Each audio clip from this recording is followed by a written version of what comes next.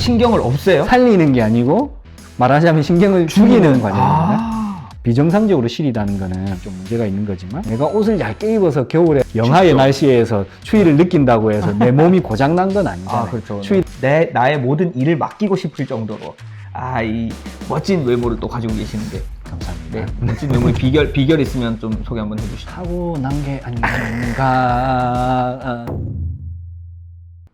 안녕하세요. 치과제 옆블리에게 물어봐 시간입니다. 오늘도 변함없이 밝은니 치과제 옆블리쌤이 여러분들의 치아 궁금증을 해결해 드리도록 하겠습니다. 안녕하세요. 안녕하세요. 네, 반갑습니다. 반갑습니다. 자, 오늘 주제가 신경치료입니다, 선생님. 네네.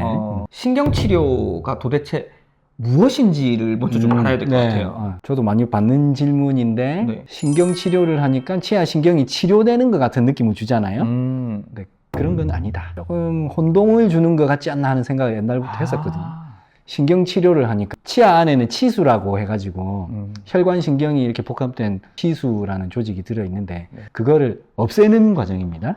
신경을 없애요? 살리는 게 아니고 말하자면 신경을 죽이는 과정입니다. 치수염이 있으면 씹으면 아프니까 네. 기능을 못 하잖아요. 네. 그러면 이 미라 상태를 만드는 거죠.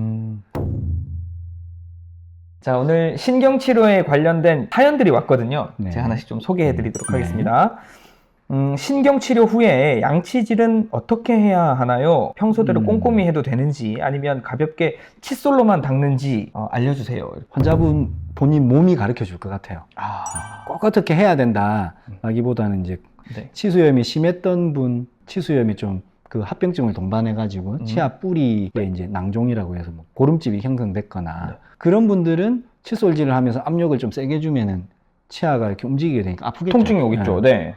본인이 이제 그거 느끼니까 뭐 그럴 때는 네. 굳이 상처 있는 부위를 계속 건드려서 덧나게 할 필요 없잖아요.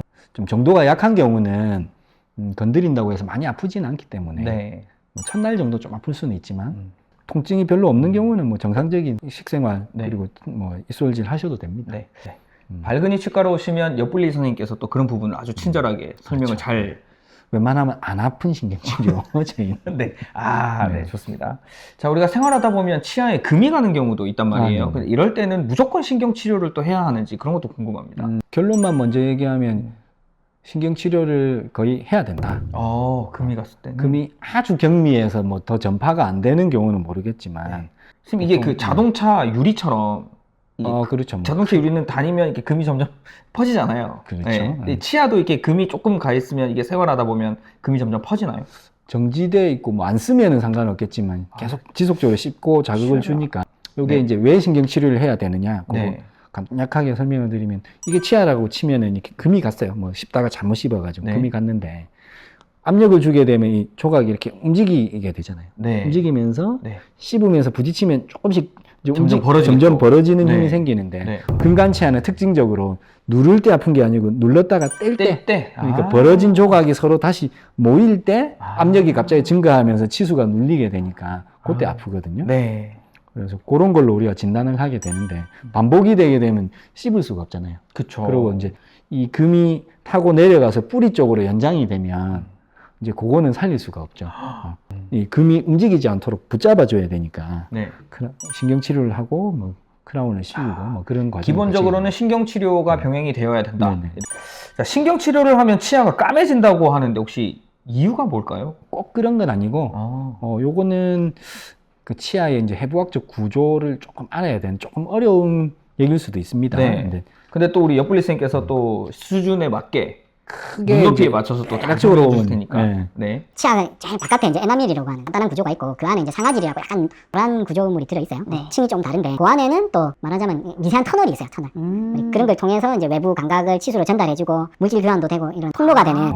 미세하게 관이 뚫려 있거든요. 상아질 안에는 상화세관이라고 하는 관이 있는데 치아에 구멍을 내고 신경치료의 마무리 단계에는 안에 뭘 구멍을 뚫었으니까 다시 인공적인 걸로 메워주거든요. 네. 그렇게 해서 충전물을 넣고 뭐 이렇게 하는데 이 상하세관에 이제 찌꺼기가 좀 쌓이거나 뭐 그렇게 해가지고 네. 그런 것 때문에 이제 치아가 점점 어두워지는 뭐 그런 경우가 생깁니다. 네. 선생님, 그 환자 입장에서는 신경치료 하면 이제 어떤 치료든 상관없이 치과 치료는 가능하면 한 번에 이렇게 다 확 끝내버리고 싶은데 네. 특히 신경치료는 여러 번에 나눠서 한단 말이에요. 혹시 그 음. 이유가 좀 있을까요? 크게 봐서는 단 두 가지 경우. 어. 한 번에 다 하기에는 치료 시간이 좀 길다는 거. 그리고 두 번째 경우는 이제 염증이 심한 경우에는 소독 처치를 반복해서 해줘서 염증이 줄어들도록 해줘야 되니까 네. 한 번에 다 끝낸다고 해서 꼭 우리가 더 좋은 결과가 있다 이렇게 얘기하기 어렵죠. 네. 소독의 과정을 좀 거쳐야 된다. 자, 오늘 신경치료에 대해서 얘기를 좀 나눠봤습니다. 유튜브 채널 치과아재 옆분리 채널에 댓글로 치아 건강 관련해서 궁금증 남겨주시면 옆분리에게 물어봐 이 시간에 모두 답해드리도록 하겠습니다. 선생님 오늘 고맙습니다. 네, 감사합니다. 여기는 세상에서 가장 밝은 이 치과입니다. 구독, 좋아요 부탁드려요. 부탁해요.